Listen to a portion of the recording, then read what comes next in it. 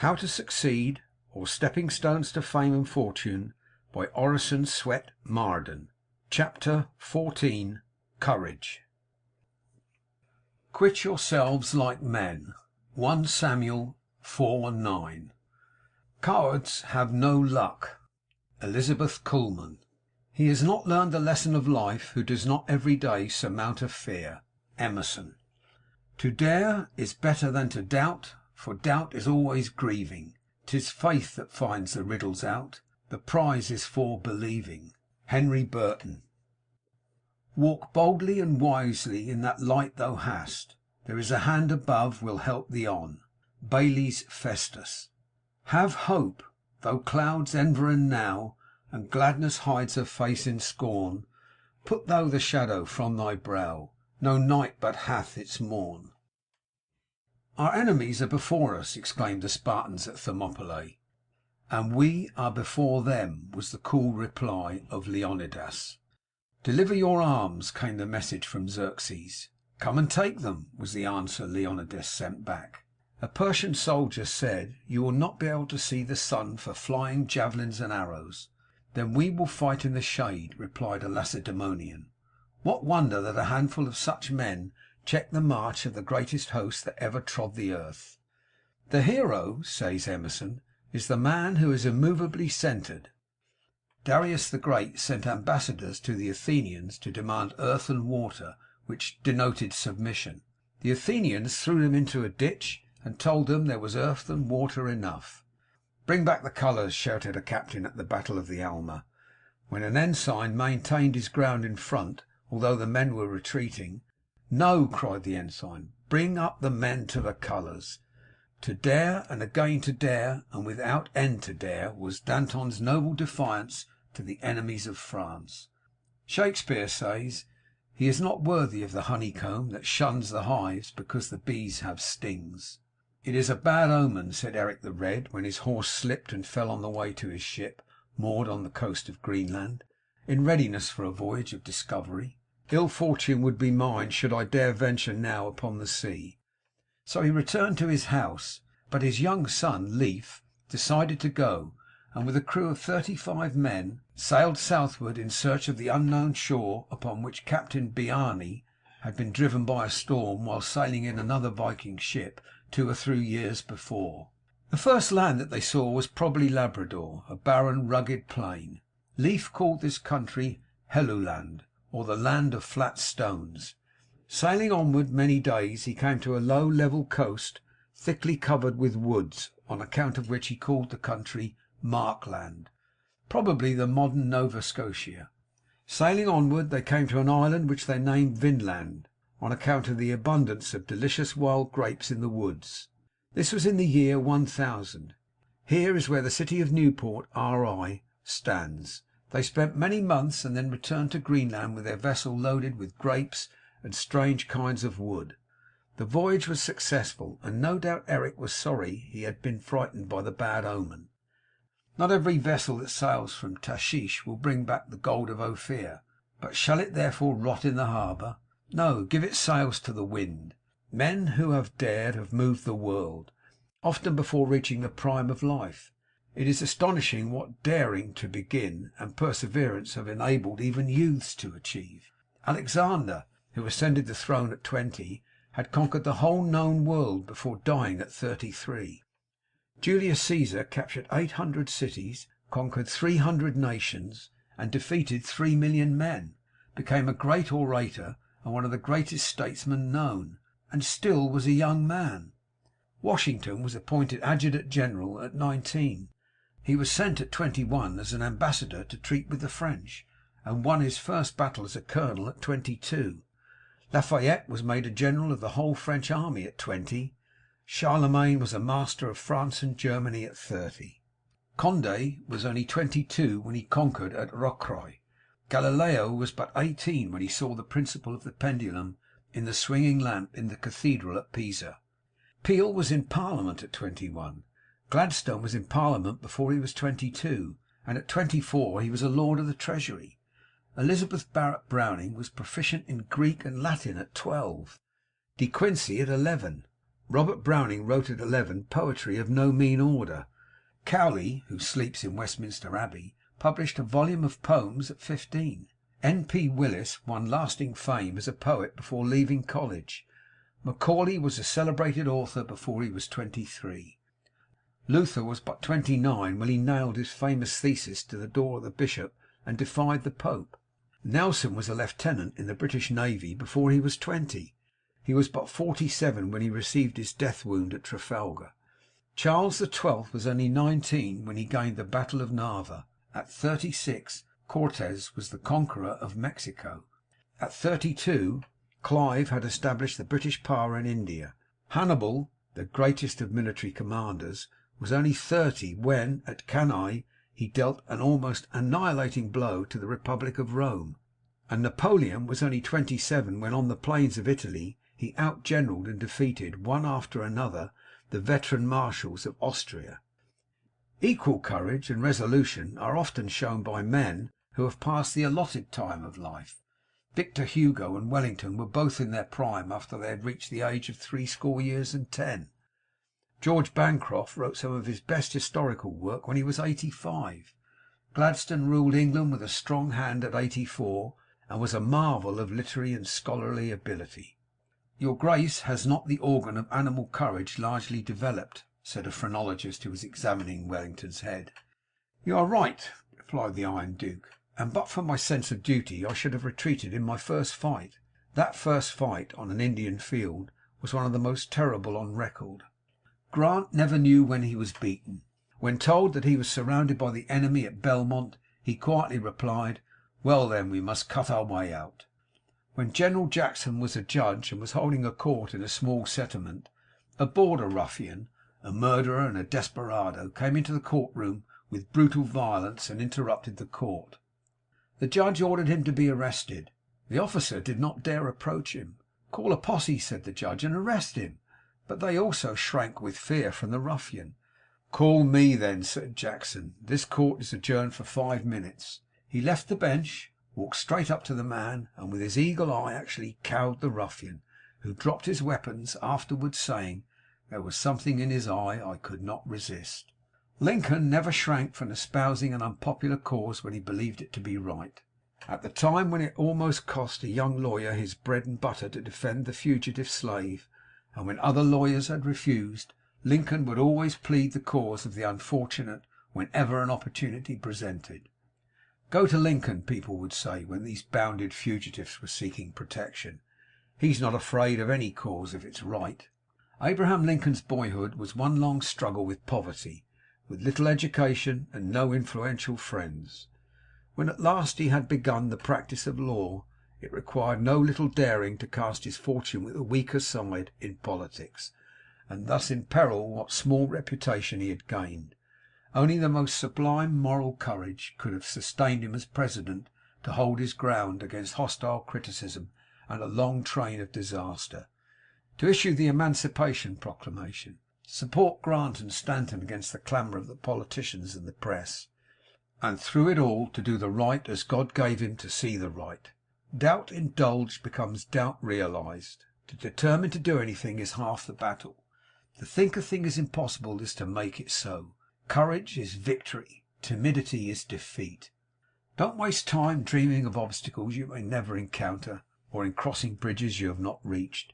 Don't fool with the nettle. Grasp with firmness if you would rob it of its sting.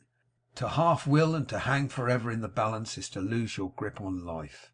Execute your resolutions immediately. Thoughts are but dreams till their effects be tried. Does competition trouble you? Work away. What is your competitor but a man? Conquer your place in the world, for all things serve a brave soul. Combat difficulty manfully. Sustain misfortune bravely. Endure poverty nobly. Encounter disappointment courageously. The influence of the brave man is a magnetism which creates an epidemic of noble zeal in all about him. Every day sends to the grave obscure men, who have only remained in obscurity because their timidity has prevented them from making a first effort, and who, if they could have been induced to begin, would in all probability have gone to great lengths in the career of usefulness and fame. No great deed is done, says George Eliot, by falterers who ask for certainty. A mouse that dwelt near the abode of a great magician was kept in such constant distress by its fear of a cat, that the magician, taking pity on it, turned it into a cat itself. Immediately it began to suffer from its fear of a dog, so the magician turned it into a dog. Then it began to suffer from fear of a tiger, and the magician turned it into a tiger.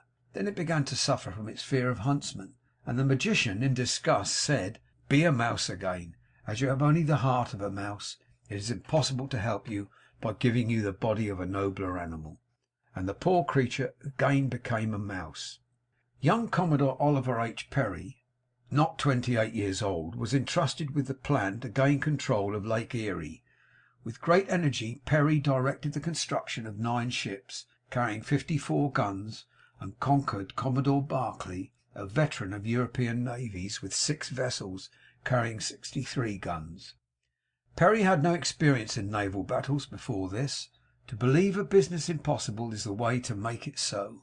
Feasible projects often miscarry through despondency, and are strangled at birth by a cowardly imagination. A ship on a lee shore stands out to sea to escape shipwreck. Shrink, and you will be despised. One of Napoleon's drummer boys won the battle of Arcola. Napoleon's little army of 14,000 men had fought 50,000 Austrians for 72 hours. The Austrians' position enabled them to sweep the bridge of Arcola, which the French had gained and which they must hold to win the battle. The drummer boy, on the shoulders of his sergeant, who swam across the river with him, beat the drum all the way across the river, and when on the opposite end of the bridge he beat his drum so vigorously that the Austrians, remembering the terrible French onslaught of the day before, fled in terror, thinking the French army was advancing upon them. Napoleon dated his great confidence in himself from this drum. The boy's heroic act was represented in stone on the front of the Pantheon of Paris. 2 days before the Battle of Jena, Napoleon said, "My lads, you must not fear death. When soldiers brave death, they drive him into the enemy's ranks." Arago says in his autobiography that when he was puzzled and discouraged with difficulties he met with in his early studies in mathematics, some words he found on the waste leaf of his textbook caught his attention and interested him. He found it to be a short letter from D'Alembert to a young person disheartened like himself, and read, "Go on, sir, go on. The difficulties you meet with will resolve themselves as you advance. Proceed, and light will dawn and shine with increasing clearness on your path." That maxim, he said, was my greatest master in mathematics. Overtaken near a rocky coast by a sudden storm of great violence, the captain of a French brig gave orders to put out to sea, but in spite of all the efforts of the crew they could not steer clear of the rocks, and after struggling for a whole day they felt a violent shock accompanied by a horrible crash. The boats were lowered, but only to be swept away by the waves. As a last resort the captain proposed that some sailors should swim ashore with a rope, but not a man would volunteer. "Captain," said the 12-year-old little cabin boy Jacques timidly, "you don't wish to expose the lives of good sailors like these. It does not matter what becomes of a little cabin boy.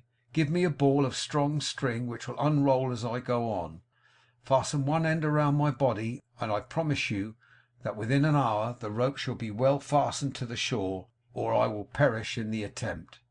Before anyone could stop him, he leapt overboard. His head was soon seen like a black point rising above the waves, and then it disappeared in the distance and mist, and but for the occasional pull upon the ball of cord, all would have thought him dead.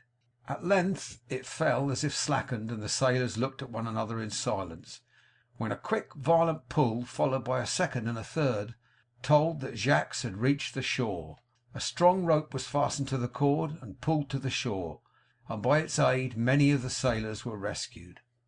In 1833 Miss Prudence Crandall, a Quaker schoolmistress of Canterbury, Con, opened her school to negro children as well as to whites. The whole place was thrown into an uproar. Town meetings were called to denounce her.